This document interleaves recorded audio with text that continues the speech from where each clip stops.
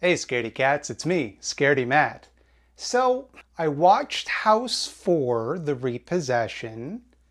It was, the way the movie is, the thing you gotta understand about House 4, The Repossession, the word I always say, treat your plumbing with tender, loving care, and it'll give you years of pleasure.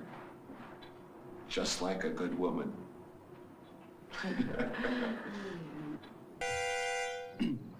I'm your pizza man, I'm your pizza man, and I'm delivering your favorite pizza pie.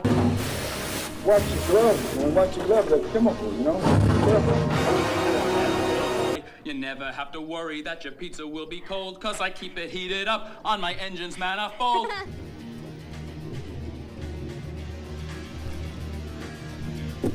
Hey, little girl, want some candy? So the next time you are hungry for a pizza in a pan, don't forget to call your favorite pizza man. I send you guys to put a scare into these people, and you come back and you tell me that a 12-year-old girl in a wheelchair kicked your ass? No! A dog bit me in the ass! I don't give two shits about your ass!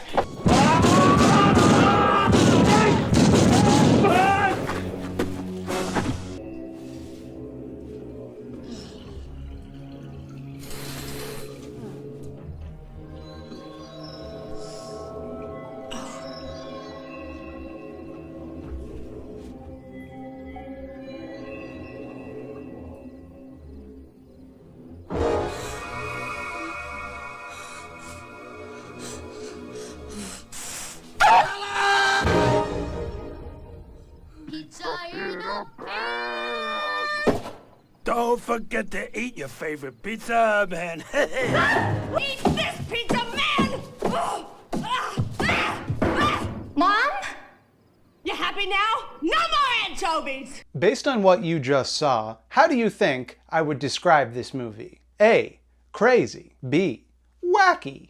C. So goddamn boring that after 10 minutes I started watching it at 1.5 times speed, and even then, it took every ounce of self-control to pay attention to it because despite every so often descending into utter madness, the movie is a plodding maudlin mess that expects me to care about paper-thin, one-note stock characters in a cartoon world where nothing behaves like it should and nobody's decisions make any sense.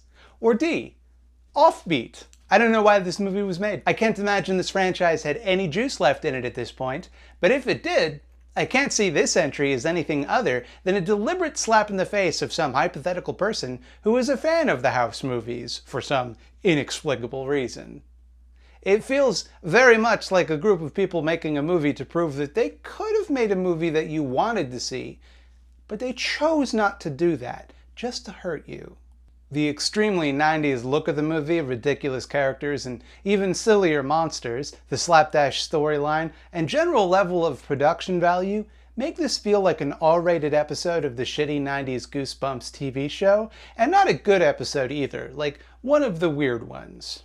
So like, for example, House 4 sees the return of William Katt as Roger Cobb. Except here's the thing, it's not the same character from the first movie, despite being the same actor and having the same name, and also living in a haunted house that he inherited from a dead family member. This is a different Roger Cobb. This takes place in the larger Roger Cobbniverse, I suppose. And you know it's not the same character because he has a new family, a new wife and daughter, and the son he spent the first movie rescuing, nowhere to be seen.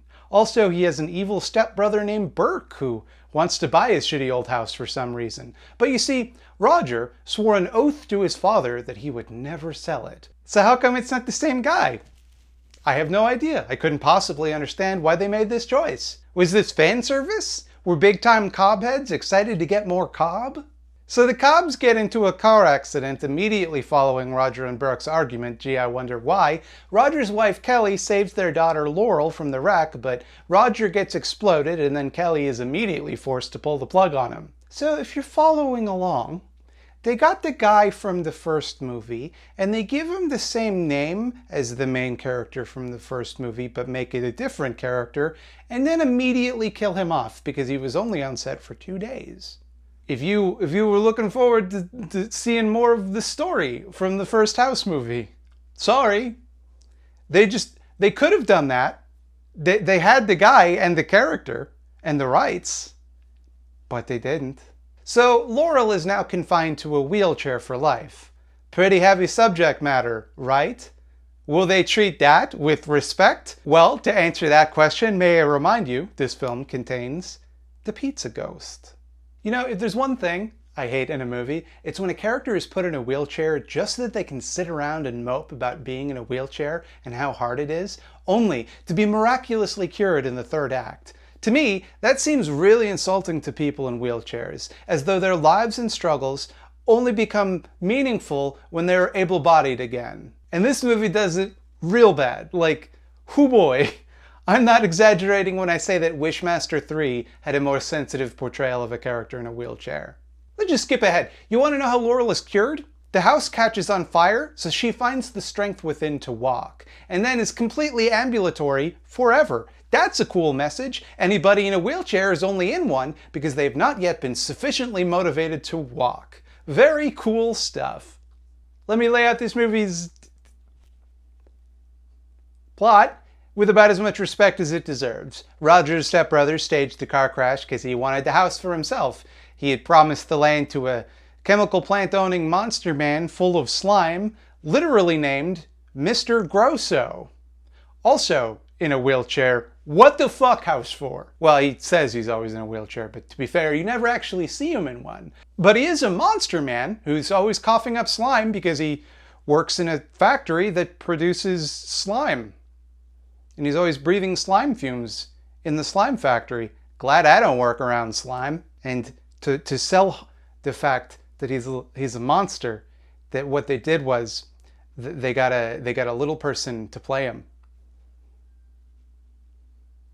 Only one problem with Burke's plan. The house was of course built on top of a Native American holy site where some sort of hot spring was able to feed ghosts or something. White people stole the ghost powering juice, so they sealed up the hot spring and built a house over it, and that means that Roger's ghost is between dimensions for some reason until his death is avenged. Also present is a weirdly forceful cleaning lady named Verna Klump. Real name, that's the name of the character, not a joke I am making. She's really nosy and always poking around in everyone's business. Gee, I wonder why. So Burke tries to spook them out of the house. It doesn't work because the house protects them by turning a lamp into a dog, which is what actually happens in the movie, and not me having some sort of aphasia. So Burke's goons burn down the house after the house makes them think that they are a giant bug and a giant snake respectively, and they shoot each other over and over, long past the point where the hallucinations explain it. All of that makes the hot springs erupt, which saves the day.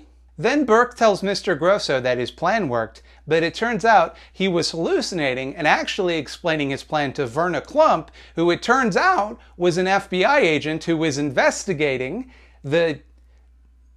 her plan. What she did was she was undercover with Kelly. She went undercover to be with Kelly so that she could, because she wanted evidence of a crime.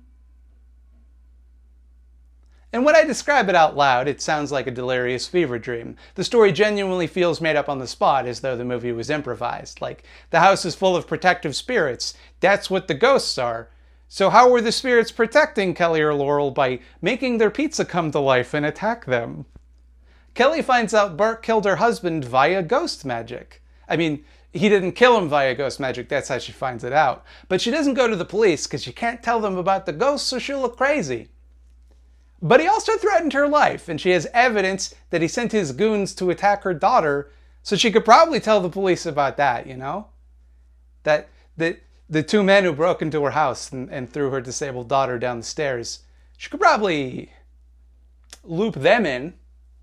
At one point, there's a jump scare where Kelly finds a plumber and she's like, "Who are you?" And he's like, "I'm the plumber you called earlier. I've been in the basement working on your pipes." And like, he just let himself in? How'd he get the keys? And I thought, oh, this is going to come up later. Like he was working with the FBI or he was working with the criminals or something. Like he's not a real plumber. That explains why he just let himself in. No, it's just a weird, pointless aside for no reason. And it's not just him either. Characters just come and go with no rhyme or reason in this movie. Like their friend Ezra shows up in the beginning, does nothing, and then they're like, hey Ezra, want to ride back to the church you live in? And he's like, nah. I'm just here to establish myself for a later scene. Don't worry about it. And all of that sounds wild, but the context you're missing is that it's actually very, very long and boring. Characters just stand around being sad and staring off into the middle distance for a shocking amount of runtime. The movie kind of tries, in a very half-assed way, to be about grief and the need to let go. But if you're going to make a movie about needing to let go of grief, one thing that kind of spoils that metaphor is having a character that's dead, unable to find peace until their death is avenged. Because it kind of undermines the message, right? Because you shouldn't, in that scenario, you shouldn't let go, right?